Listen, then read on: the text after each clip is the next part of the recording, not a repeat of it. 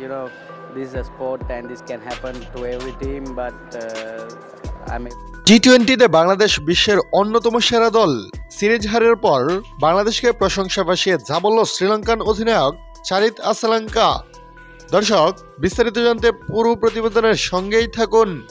দেশ কিংবা দেশের বাহিরে শ্রীলঙ্কার বিপক্ষে এর আগে কখনো টি-টোয়েন্টি সিরিজ জিততে পারেনি বাংলাদেশ দল। অবশেষে সেই আক্ষেপ ঘুচল লঙ্কানদের। তাদের ওই মাটিতে সিরিজ হারিয়ে ইতিহাস গড়ল লিটন দাসের দল।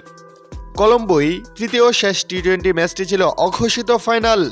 সিরিজ নির্ধারণী সে ম্যাচে শ্রীলঙ্কাকে ৮ উইকেট আর ২১ বল হাতে রেখেই সহজে হারালো বাংলাদেশ দল। ৩ ম্যাচে ২-১ ব্যবধানের জয়ে প্রথমবারের মতো শ্রীলঙ্কাকে টি-টোয়েন্টি সিরিজে হারালো টাইগাররা।